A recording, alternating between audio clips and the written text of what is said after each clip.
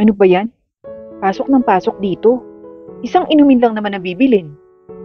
Angal ni Kevin nang makita ang isang grupo ng mga kabataang biglang pumasok sa kanilang kainan.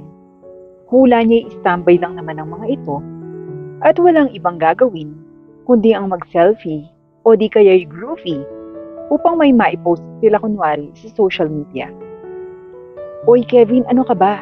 Ganun talaga, no? Huwag ka na nga magreklamo dyan. Binabayaran naman tayo para asikasuhin ang lahat ng mga customers na papasok dito. Regardless kung ilan ang o-orderin nila. Payo naman sa kanya ng isa sa kanyang mga kasamahang silan. Bago ito kumilos at siyang nag-asikaso sa kanilang mga bagong pasok na customer. Ma'am, sir, ano pong order nila? Napangisi na lamang si Kevin nang marinig na umorder lang ang mga ito ng iisang inom. Dahilan nila ay may hinihintay pa raw kasi sila, kaya mamaya na lang sila kakain. Sabi ko sa iyo eh. Pumapalatak pa ang pasaring niya kay Lan nang muli itong dumapit sa kanyang pwesto. Tumigil ka na nga Kevin, sumbong kita kay boss eh. Asar namang saway nito sa kanya na ikinakunot ng noon ni Kevin. Sip-sip! Yaw niya. Wala siyang pakialam kung marinig man yon ng iba nilang mga customer. Isang araw ay maagang pumasok si Kevin at ang akala niya ay nasa kainan na ang kanyang katrabaho na si Lan. Siya ang unang pumasok kaya naghintay na lamang ito sa labas. Kaya naghintay siya at maya-maya lamang ay bigla na lang dumating si Lan. Lan, bakit ang tagal mo namang pumasok? Tanong nito kay Lan. Pasensya na, sobrang traffic. Kaya nga ako na late eh. Nakakainis nga eh. Dapat pala talaga maaga na agad na biyahe para less traffic. Nang makapagbukas na sila ng kainan, ay hindi kaagad kumilos si Kevin kahit alam niyang maraming gawain. Pagkus, ay nagpahinga muna sa isang tabi bago siya nagsimula. Nang magsimula na siya, ay ang daming reklamong binabanggit. Hindi na lamang pinansin ito ni Lan kasi nga mag-aaway pa sila kung papansinin niya si Kevin. Habang abala sila sa kanilang mga ginagawa sa kainan, ay may mga customer na dumating at iniwan ni Kevin ang kanyang ginagawa upang pagsilbihan ng mga taong dumating sa kanilang kainan. Kinuha ni Kevin ang mga pagkaing order nila at saka bumalik upang ipaalam ang mga order sa counter at iserve sa mga ito.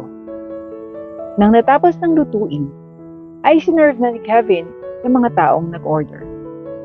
Matapos niyang iserve, ay bumalik uli siya sa kanyang ginagawa habang wala pang ibang customers. Nang tumanghali, ay mas lalong naging busy si Kevin at irritable na siya dahil ang init at ang daming customer. Daming tao ngayon Hindi ko na alam kung sinong uunahin ko eh. Sobrang daming tao. Reklamo nito na pinaparinggan si Lan. Hindi pinansin ni Lan ang reklamo ni Kevin at kumilos na lamang siya dahil maraming ang tao ang nagsipagdatingan pa. Yung iba ay parang tumambay lang. Pero may mga iba na doon talaga kumain mismo. Nang sumapit ang hapon, ay hindi na gaanong kadami ang mga tao. Ngunit si Kevin ay nagrereklamo pa rin kasi daw ay hindi nauubusan ng mga tambay. Nang dumating ang kanilang uwian, ay masayang-masaya naman si Kevin. Naglakad siya patungo sa kanilang bahay. Malapit lang naman ito sa kanila, kaya alam niya na hindi siya mapapagod sa paglalakad. Habang naglalakad, ay nakakita siya ng pulubi at sa kasamaang palad, ay hindi man lamang niya ito nabigyan kahit na magkano. Pagkus, ay nagreklamo pa siya sa pulubing nakita niya. Ano ba yan? Sa dami ng makikita ko, bakit pulubi pa? Ang baho naman dito. Reklamo pa ni Kevin. Sa daming makakakita sa pulubi, ay talagang si Kevin pa. Lahat na lang napapansin ni Kevin at lahat ay pinagrereklamo niya. Hindi niya iniisip ang sasabihin ng iba. Basta sa sarili niya ay nakapagreklamo siya. Nang makarating sa kanilang bahay, ay bumungad sa kanya ang kalat. Inis na nagreklamo na naman siya, bagay na hindi na lamang pinansin ng kanyang ina. Alam na nito na puro reklamo lang ang kanyang maririnig, kaya't umalis na lamang ang kanyang ina kung nasaan siya. Patuloy lamang sa pagrereklamo si Kevin at hindi niya alam na wala na pala siyang kausap sa kanilang bahay. Palaging ganun ang sitwasyon kada uwi niya ng bahay, kaya't hindi na bago sa kanyang ina ang pagiging reklamador ni Kevin. Matapos mapansin na nag-iisa siya, ay nakita naman ni Kevin na may pagkain naman sa mesa. Kaya't kumain na lang siya para makapagpahinga na. Wala rin namang nakikinig sa kanya, kaya idadaan na lamang niya sa pagkain. Habang kumakain, ay hindi niya maiwasang magreklamo.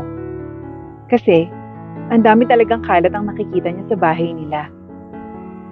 Nang patapos na siyang kumain, ay saka dumating ang kanyang ina at inalok siyang kumain. Tapos na ho, Nay. Nagdesisyon siyang manood muna ng TV habang nagpapahinga.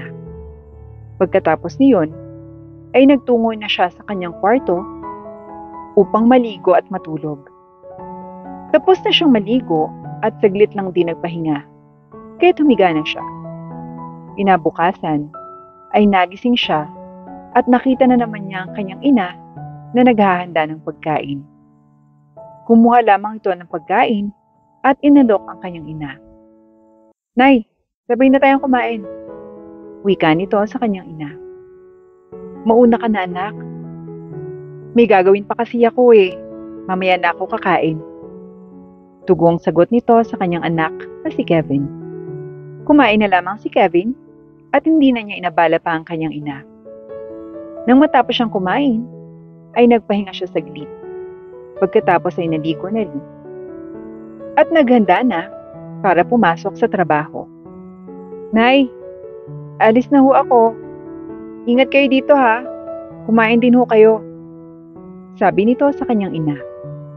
Hindi na nagsalita pa ang kanyang ina at narinig na lamang na umalis na si Kevin. Naglakad lamang muli si Kevin patungo sa kanyang pinapasukan para may exercise na rin.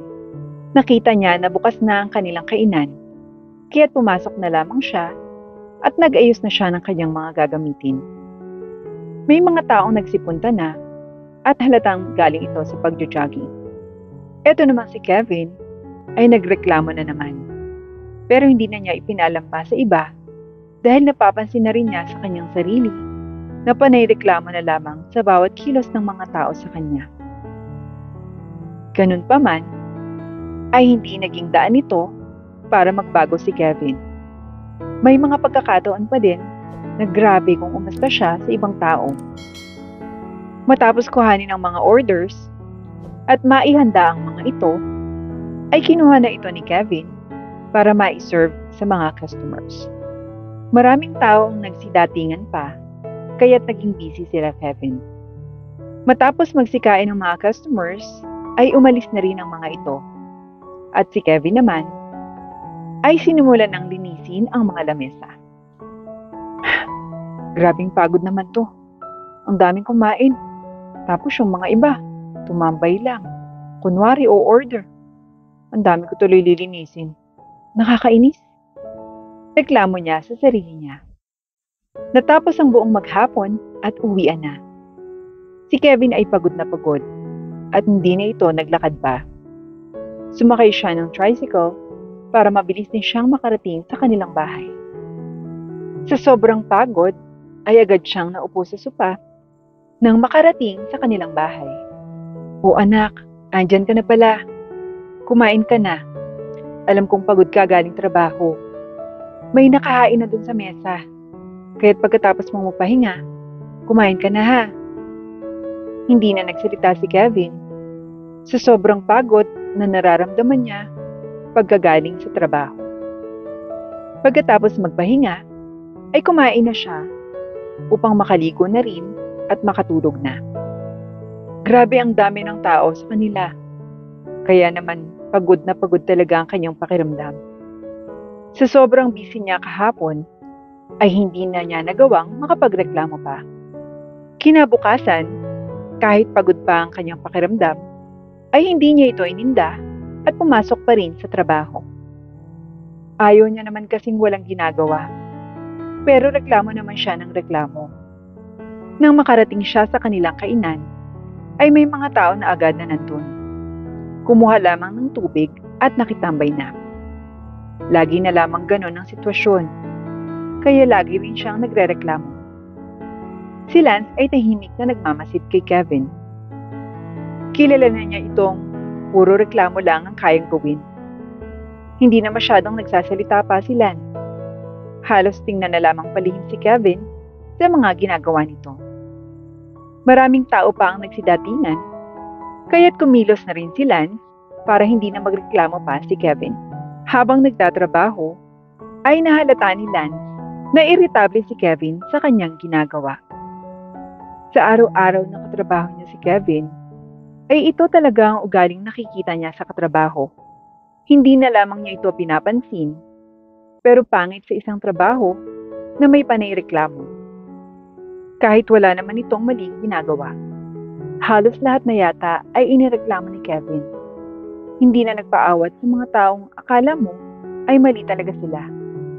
Matatapos na ang kanilang araw, ngunit si Kevin ay reklamo pa rin. Hindi na lang pinapansin ni Lance yun. Palagi na lamang kasing ganito sa trabaho si Kevin. Simula nang makapasok siya rito, ay hindi na siya naubusan ng reklamo. Halos araw-araw ay may ipinagningit-ngit siya kahit yung kaliit-liitang bagay. Iyon din ang dahilan kung kaya't wala siyang tinagalan sa mga dating trabaho. Sa totoo, ay ayaw ni Kevin ang kahig ng kahig, lika sa kanyang katamaran. Hanggat maaari ay ayaw niyang kumilos.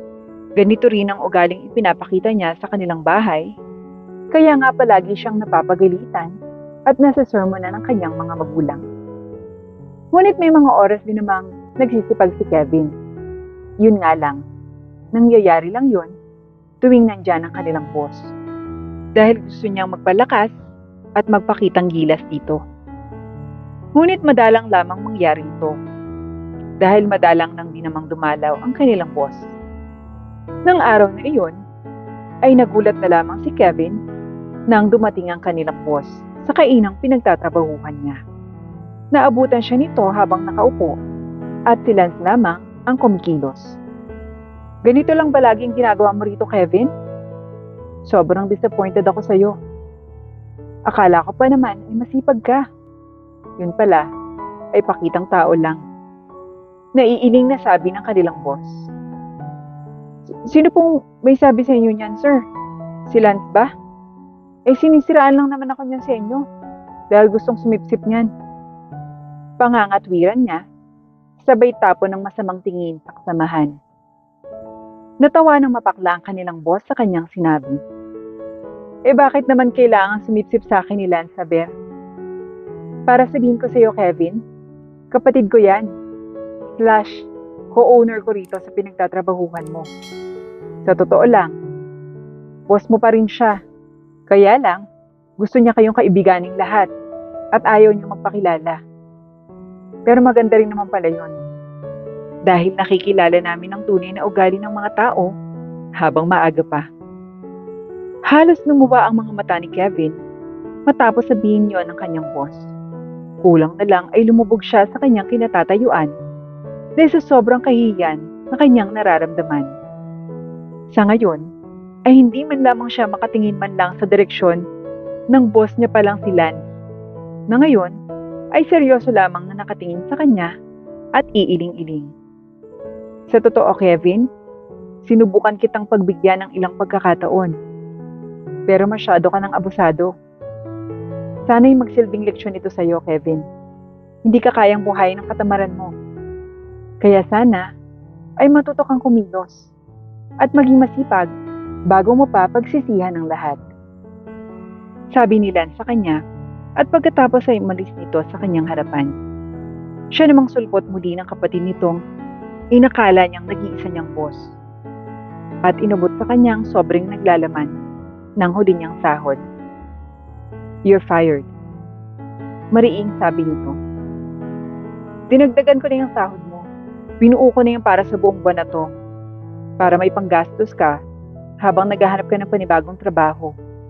Bumalik ka sa amin kung kaya mong ipangakong magiging masipag ka at aalisin mo ang pagiging reklamador mo. Makakaalis ka na muna ngayon, Kevin. Dahil doon, ay problemadong umuwi si Kevin sa kanila. Nasermonan patuloy siya ng kanyang ina dahil hindi na naman siya tumagal sa trabaho. Ngunit sa pagkakataong ito, ay tumatak na iyon sa isip ni Kevin. Sa wakas, ay determinado na siyang magbago at sana ay kayanin niyang magtuloy-tuloy iyon.